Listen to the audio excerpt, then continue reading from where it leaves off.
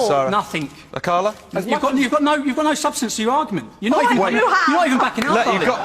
I have, yeah. You've got low substance. I have. What happened to Lee Rigby? What happened on 7/7? All the Muslim grooming gangs. Everything I say is factual. Let someone else speak for a minute, please, Tommy. Of course, Mr. Robinson, there are no paedophiles who are white, and white people have never bombed anyone else's country. 87% of grooming cases are Muslim, yet 5% of the country is Muslim. You spoke. Let me speak. Now, this is exactly the issue, is what I'm saying, right?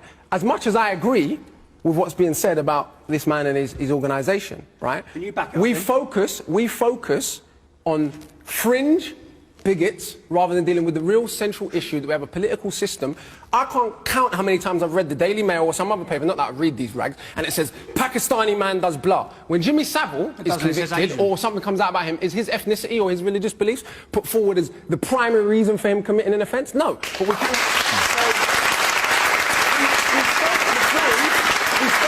of this kind of bigotry, right? And then act shocked when it comes out. No one's prepared to explain what I said that's bigotry or racist. One second. For those who don't know, Baghdad was the intellectual, cultural centre of mathematics and art and science about 1,000 years ago for quite a long time. No one blames Islam for that. So negative people who happen to be Muslim, yes, of course, it's your religion that causes it. But if you pioneer mathematics and science and introduce algebra into Europe and the guitar and coffees and lemons, that's not because you're Muslim. Well, the people... Okay. I'm going to get an opposing view. This is exactly what I said at the beginning of the programme. When we deal with racism, rather than dealing with the structural reality and all this nonsense about people are racist because they're frustrated about their life, it's totally classist. What we're saying, only working class people are racist. Do me a favour. Racism was not invented by working class people. It was invented by elite academics through pseudo-scientific nonsense and perpetuated as part of political policy. From the top down, not the bottom up. In fact, if we look back at the history of this country, when there were slave catchers in the streets, people had far more allies in working class parts of London than they did from rich people who were trying to catch them and send them back to the Caribbean. So let's be honest about the history and deal with the bigger problems of structural racism, because then smaller things and smaller frustrations that are breeding this type of nonsense won't be excavated so much. But this is the problem, is we focus on nonsense like this rather than dealing with why a British soldier you've probably never heard of, a gentleman called Christopher Alder, died in 1999 in police custody. There is footage on YouTube that you can see for yourself of him on the floor with his bottom half exposed, with police officers around him making monkey noises over his dead body. You've never heard his name. Why? For what we're... but also we have to talk about it. Because the problem is white people don't really talk about it on a genuine scale, fam. So that's what I'm saying. Yeah, no, but it's good as well to have... yeah, my respect. It's good to have just a white person... White view. Yeah, the white speaking. But also... has come from both sides, without whining it too much. But it's like some of the white boys, you know, like what's his name, Tommy Robinson. All he knows is the white side, bro. He don't really know the fucking black side. He don't really know the Muslim side. He don't really know the Asian. He don't really know them sides. Really, he's looking at what he's found out, what he can see, what he's been told, and then working with that. All he knows is the white side. So you're only getting one opinion. So what do you think of him? I think he's just a fucking English geezer, mate. He's fucking got his fingers pointing in the wrong direction, fam. Them man are stuck on, if Mohammed was a paedophile and there's some schools that... Yeah, get me? It's like, it's all the man wants to talk about, fam. Like, there ain't no paedophiles in the Catholic Church. But there ain't no fucking paedophiles right now. All in like your government, your own white people, your own British government is not a bunch of fucking elite paedophiles interbreeding right now. That's what I'm saying, bro. So who the fuck you pointing your fingers at, bro? From 2000, from however long ago. Do you think you could beat him up? Definitely.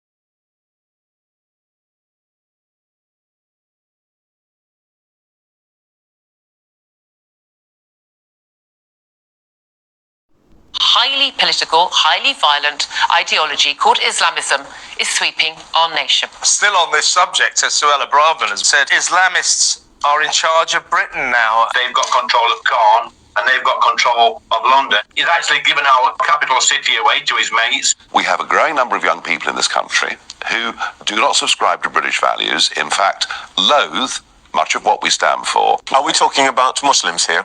We are. One of the slogans that the far-right rallies have adopted is "Stop the boats." It didn't come from some backwater estate. It came from Rishi Sunak, until recently the Prime Minister of this country. And it can't be a secret to anyone that gutter rags like the Daily Mail and others have been pumping out anti-Muslim and anti-migrant propaganda for decades. We saw some very strange things during the riots. I mean, first of all, they seem to have burned down a Citizens Advice Bureau. If you're poor, I remember when I was growing up pretty poor, we were always down the CAB. It's very useful for working class people. So burning it down is probably not in the interest of poorer communities. They raided a Greggs, a blow against the working class, and a Lush. So I hope you're enjoying your pomegranate and peppermint body scrub over your swastika tattoo to keep it all smooth. And someone stole some Crocs from a shoe zone. Not even proper Crocs, shoe zone Crocs.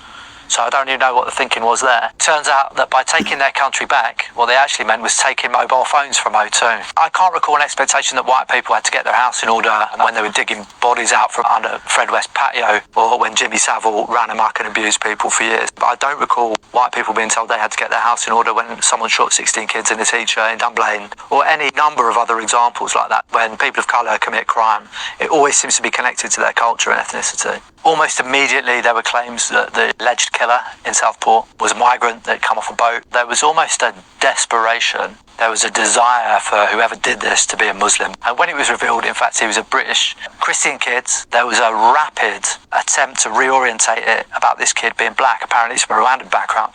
And the speed with which it was redirected. But they forget that a man of colour went in to try and save those girls, one of whom also was from a migrant background, as I understand it. And then 2 days later, in the same country, down the road, still in North England, you have black people and Muslims being lynched, actually lynched, like it's the American South. We're definitely seeing something like it was in the 1970s, when the National Front were on the street and Asians, black people being beaten up on the street. There's definitely an echo of that. The far right have been resurgent for a number of reasons, and one of those reasons is the way that people who are for Palestine, who want to see justice for Palestine, have been demonised, not just by the far right, not just by these grifters like Tommy Robinson and co, but also by elements within the British state. To my mind, there's only one way to describe those marches. They are hate marches. It is bizarre to suggest that hundreds of thousands of people, mums with prams, nans, students, people coming out on the demos that I've been out on myself, the massive demos in solidarity with Palestine,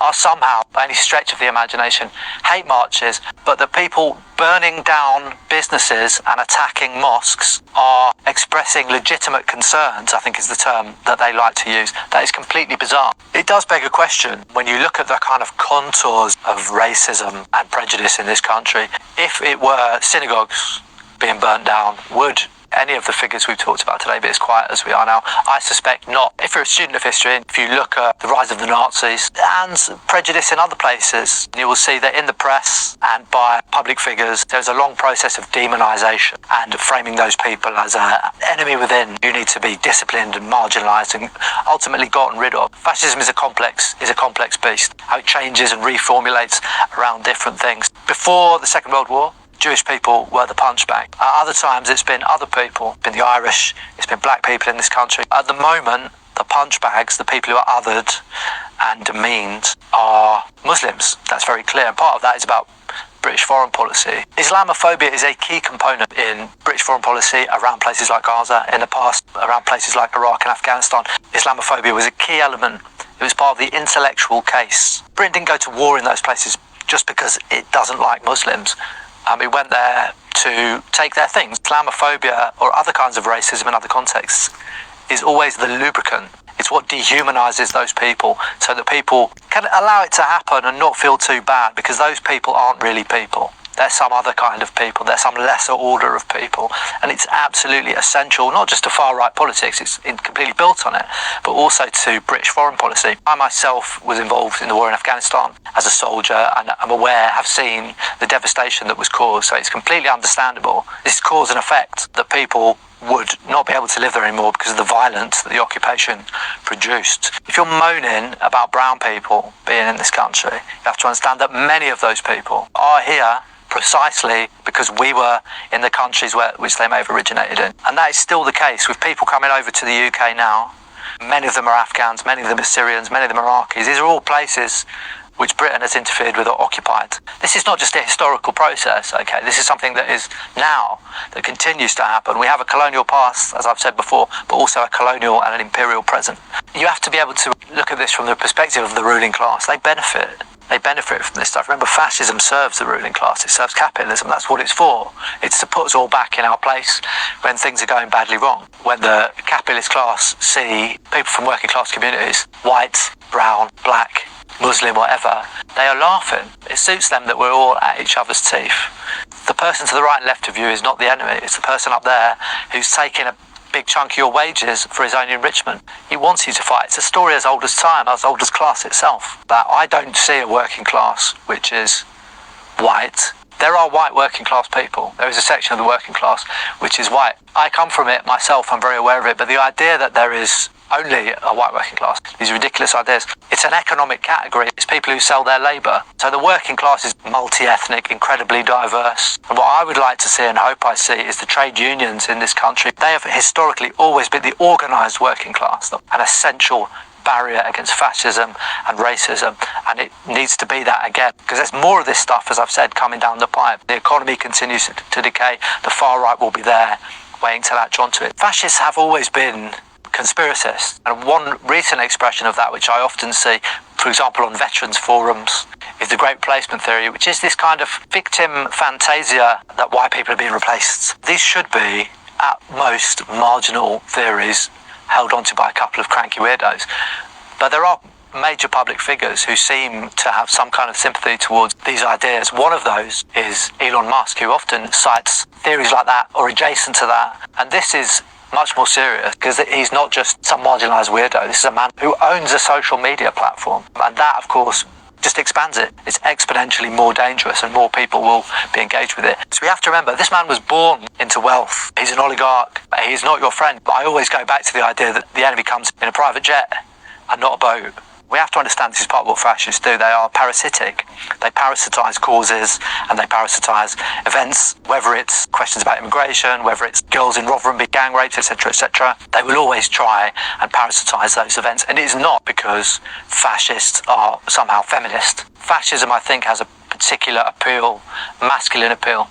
It prizes masculinity, in particular a kind of militarised and violent masculinity. So, and I think that's something that's happened over the Southport killings and the subsequent riots. We're all looking at common factors.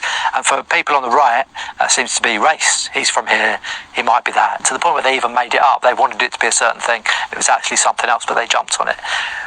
Refugee background, migrant background, a black kid, or whatever. But I think probably a more important uniting factor when we look at these kind of events, when we look at killings against women and girls, but also against other people, is that it's basically always blokes and violent masculinity. I suspect in the long term that is something we will see, perhaps in the case of the young man who carried out the killing, but certainly also in the response. There's been some discussion about measures which the state will take against protesters, particular kinds of IDs, particular kinds of surveillance, and this is a very dangerous and slippery slope. And we've seen under the Tories, and I would suggest it will continue under Starmer, all kinds of authoritarian bills about protest, about surveillance, about policing powers, about intelligence powers coming down the pipe. And the ones the Tories brought in, it's very unlikely Starmer, who has a profound authoritarian streak, will get rid of them.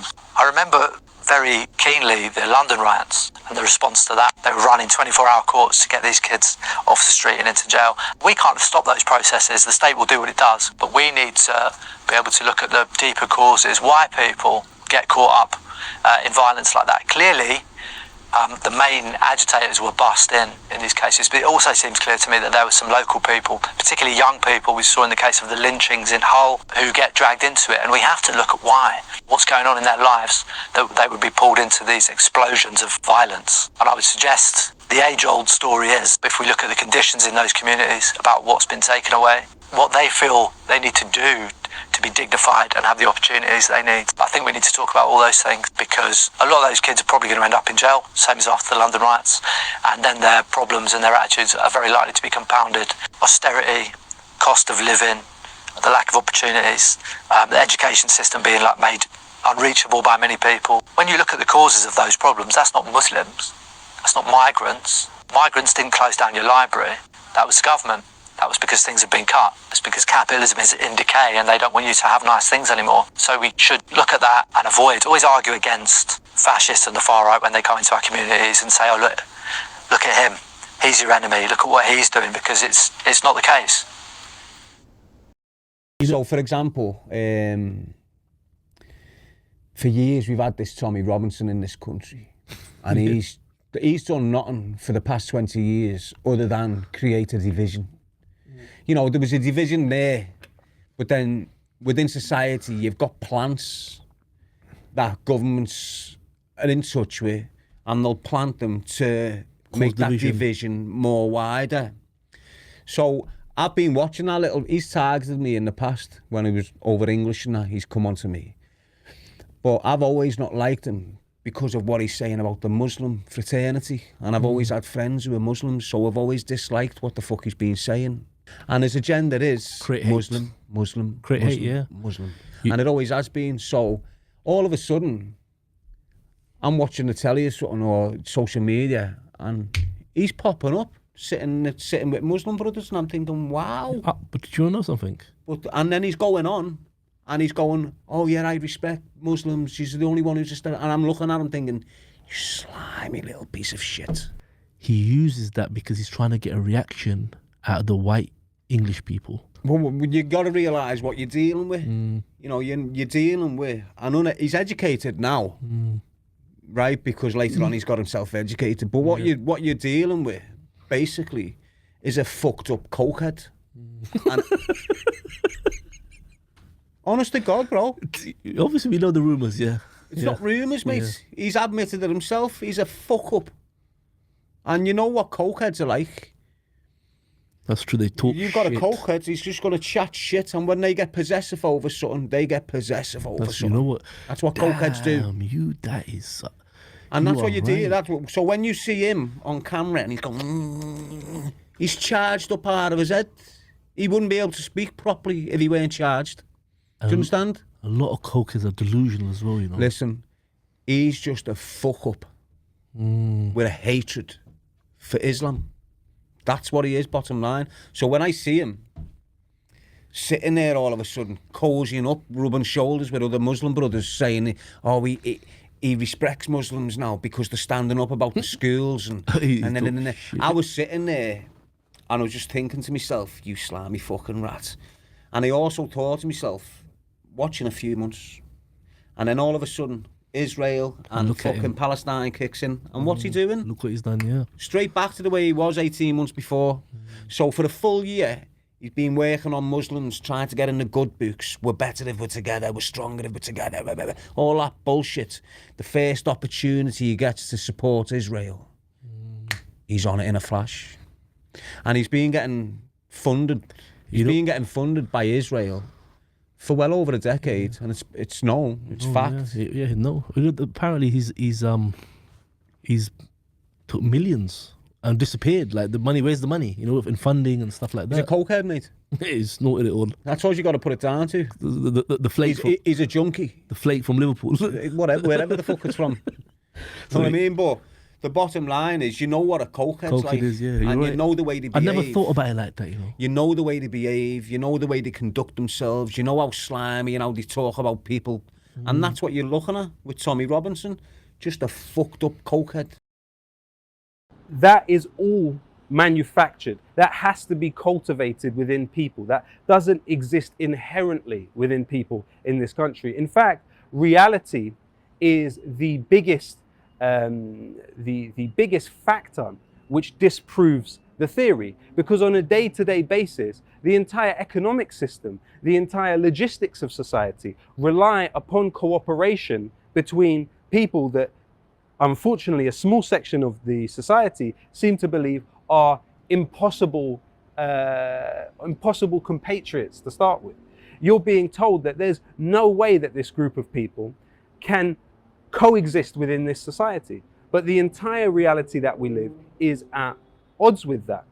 You also have to remember that this is a society that has had visited upon it a particularly aggressive form of neoliberalism, which has hollowed out the state. And that has run simultaneous to an attempt to take the grievances that people have and lay them squarely on the most vulnerable in the society as a scapegoat for all of those problems.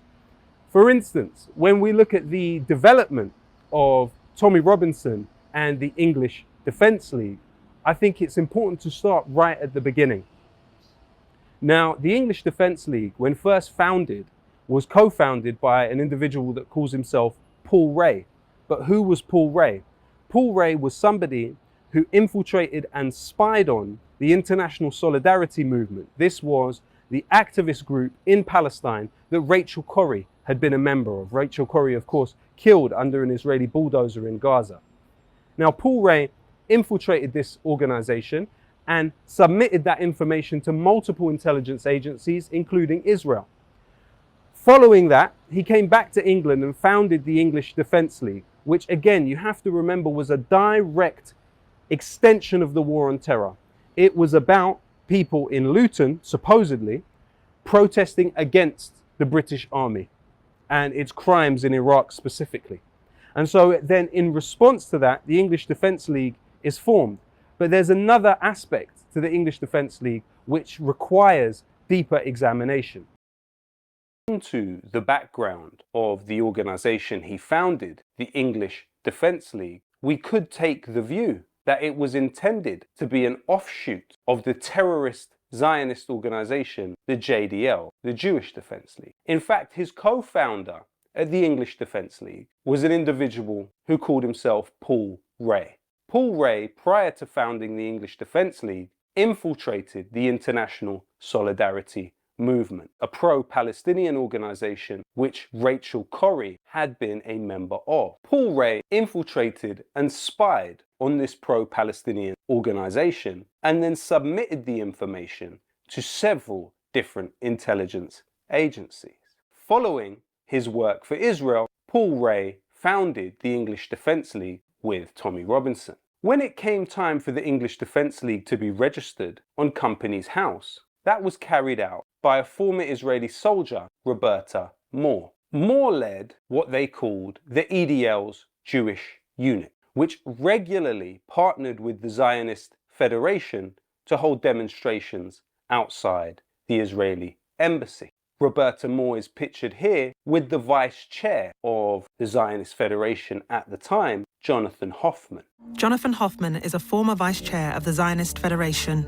Members of the racist English Defence League, or EDL, attended a demonstration that Hoffman helped organise. He is photographed alongside Roberta Moore, the founder of the EDL's Jewish division. She will later express her admiration for Anders Breivik, the neo-Nazi who murdered 77 people in Norway. When Roberta Moore was asked if the EDL was exploiting the Zionist movement, she replied, "If anything, we are exploiting them." I received these packages today. He's admired somewhat as one of the brains of the EDL. He's just got a delivery of quotes from the Quran from his researcher in Israel. Roberta Moore is pictured here alongside the head of the Canadian branch of the Zionist terror organization, the JDL, and the genocidal Israeli politician Moshe Feiglin, who has called for the complete annihilation of all human life in Gaza. On the 28th of February 2013, the English Defence League, as registered on Companies House, was changed. The name of the organisation became the Jewish Defence League, JDL UK. It's important to remember that the JDL is designated as a terrorist organisation by the US government. It was founded by Meir Kahan, the well-known Israeli fascist who advocated for the complete ethnic cleansing of Palestine. But the connections of Tommy Robinson and the English Defence League to the JDL do not end there. One of the earliest supporters of the EDL and a regular speaker at their rallies outside of the Israeli embassy was none other than Rabbi Nachum Shifrin. How would you feel if one day your children or your grandchildren are saying 5 times a day, Allah Akbar? Well, this is what is coming down on you here and now. It will be recalled on this day that it was the EDL that started the liberation of England. Nachum Shifrin was the driver for the founder of the JDL, Mir Kahan. The only other time the English Defence League was registered on Company's House was by Tommy Robinson's personal assistant, Helen Gower. When she registered the organisation, the name was the English and Jewish Defence League. So the question has to be asked here, was Tommy Robinson's English Defence League founded to be an offshoot of the Zionist terrorist organisation, the JDL? And if so, why hasn't that been mentioned or written about extensively in the British media? Tommy Robinson then went on to be a Shillman Fellow at the David Horowitz Freedom Centre. Now, the David Horowitz Freedom Centre shares funders with the Friends of the IDF and illegal settlements in the West Bank. But that position was directly funded by tech billionaire Robert Shillman.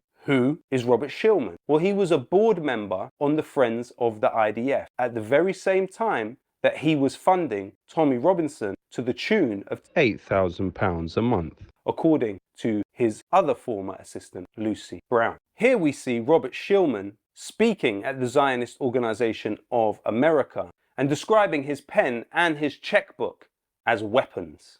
With this pen and my checkbook, I provide ammunition. I wield a pen to provide ammunition to those organizations like ZOA who are on the front lines in this battle. Tommy Robinson has also received funding from the US neocon think tank, the Middle East Forum, which was quoted 13 times by Anders Breivik in his manifesto he released before killing over 70 people. The head of the Middle East Forum is Greg Roman, who's a former employee of the Israeli Ministry of Foreign Affairs and the Israeli Ministry of Defense. Now, all of these connections would certainly cause you to question where Tommy Robinson's ultimate loyalties lie, especially when he has been pictured on the top of a tank in the Israeli-occupied Golan Heights of Syria and stated so clearly that he would enter a war on behalf of Israel.